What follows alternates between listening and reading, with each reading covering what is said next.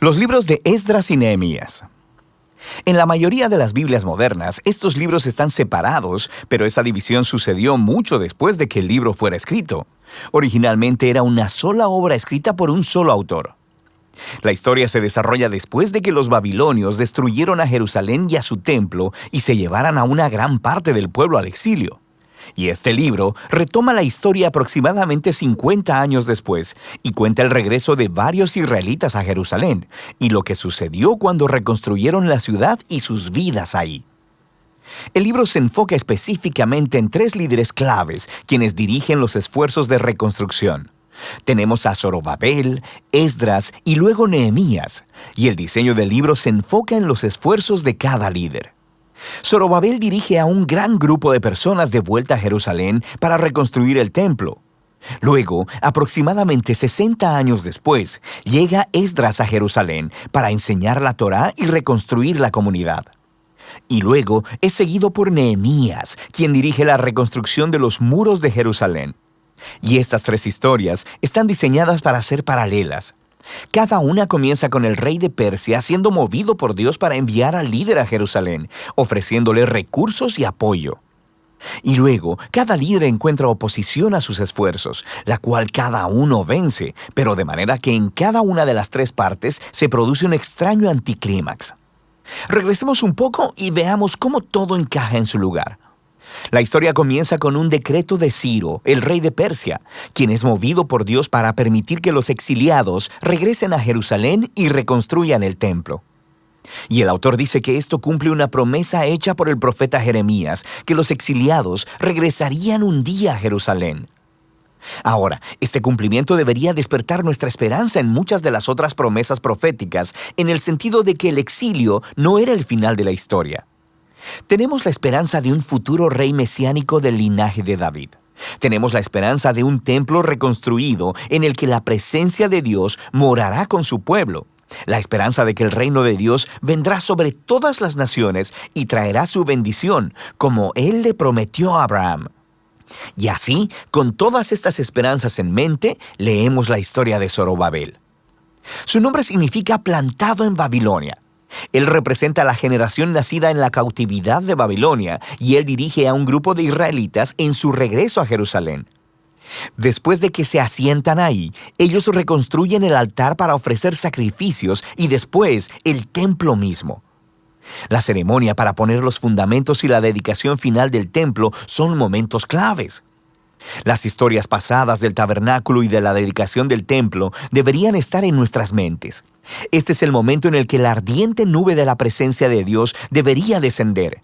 Él está morando con su pueblo y no sucede. Así que, aunque algunos están felices por este nuevo templo, los ancianos que habían visto el anterior templo de Salomón lloran con angustia. No se parece nada a su glorioso pasado o a sus esperanzas para el futuro. Y es aquí donde tenemos la primera historia de oposición, y es muy extraña. Los nietos de los israelitas que no fueron llevados al exilio habían vivido en Jerusalén todo este tiempo y vienen a ofrecer ayuda para la reconstrucción del templo. Y Zorobabel se niega. Dice, ustedes no tienen parte en nuestro templo. Y esto, por supuesto, genera un conflicto, el cual Zorobabel vence.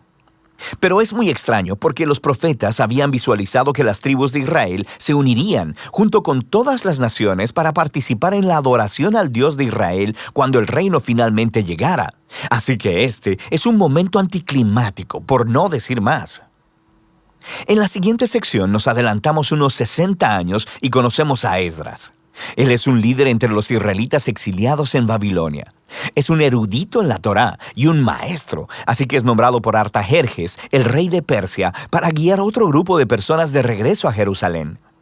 Y Esdras quiere traer una renovación espiritual y social dentro del pueblo. Nuestras esperanzas se elevan y de nuevo llegamos a un momento anticlimático en la historia. Esdras descubre que muchos de los israelitas exiliados que habían regresado se habían casado con personas no exiliadas que permanecieron viviendo en Jerusalén. Algunos no eran israelitas y es casi seguro que otros sí lo eran. Esdras luego apela a los mandamientos de la Torá, en el sentido de que Israel debía ser santo y separado de los antiguos cananeos. Y luego dice que las personas viviendo alrededor de Jerusalén son como los cananeos. Ellos van a corromper a los exiliados. Así que Esdras ofrece una muy conmovedora oración de arrepentimiento. Pero luego, él reúne a todos los líderes y promulga un decreto de divorcio que dice que todos esos matrimonios deben ser anulados y las mujeres y los niños expulsados. Y luego, el decreto solo se cumple parcialmente. Se nos da una lista de algunos de los hombres que se divorciaron de sus mujeres. La historia es muy extraña por varias razones. Primero que nada, Dios nunca ordenó a Esdras que hiciera esto. Fueron los líderes de Jerusalén quienes llevaron a Esdras a hacer el decreto. Segundo, el profeta contemporáneo, Malaquías, sí dijo que el exiliado debía preocuparse por la pureza, pero también dijo que Dios se opone al divorcio. Así que los resultados combinados del decreto encajan con este patrón de una conclusión extraña y anticlimática. Lo que nos lleva a la siguiente sección acerca de Nehemías. Aquí tenemos a un oficial israelita sirviendo en el gobierno persa. Y cuando él escucha sobre el estado arruinado de los muros de Jerusalén, él ora y obtiene permiso del rey persa Artajerjes para ir y reconstruir los muros. El rey incluso le da una escolta armada y muchos recursos. Así que después de llegar a Jerusalén, comienza el proyecto de construcción y también se enfrenta a oposición por parte de las personas que ya habían estado viviendo en Jerusalén. Una vez más, nos enfrentamos a una tensión en la historia. El profeta contemporáneo Zacarías dijo que la nueva Jerusalén del reino de Dios sería una ciudad sin muros, que la presencia de Dios la rodearía, que personas de todas las naciones vendrían y se unirían al pueblo del pacto. Pero Nehemías parece operar con una visión contraria. Él les informa a las personas que rodean a Jerusalén que no tienen parte en Jerusalén, y esto, por supuesto, los mueve a hostilidad.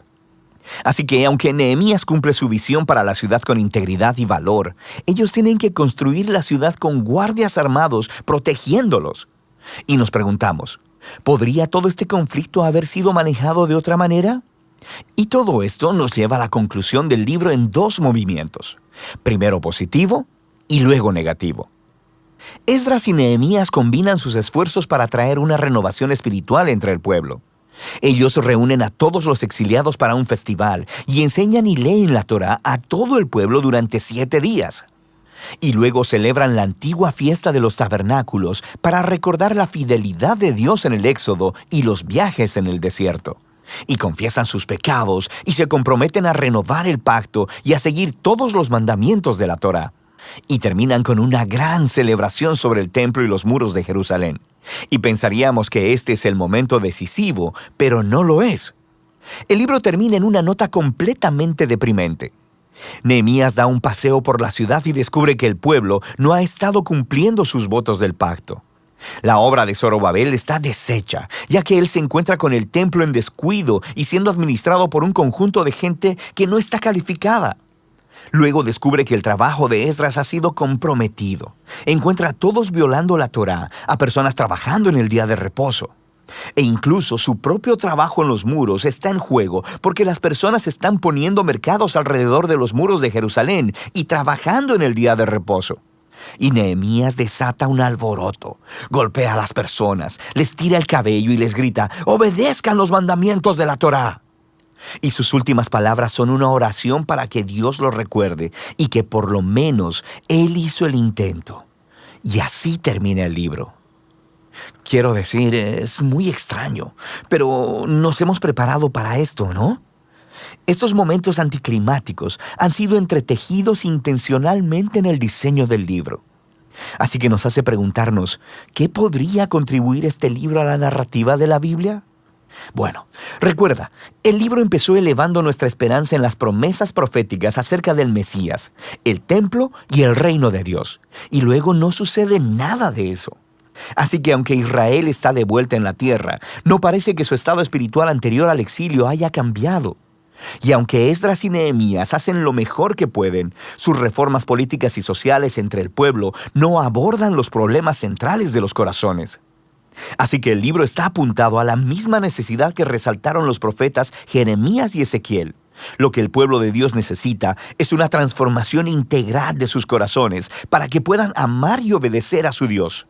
Y sí, el libro termina con una decepción, pero te obliga a seguir leyendo los libros proféticos y de sabiduría, para descubrir qué es lo que Dios hará para cumplir sus grandes promesas de pacto. Pero por ahora, de eso tratan los libros de Esdras y Nehemías.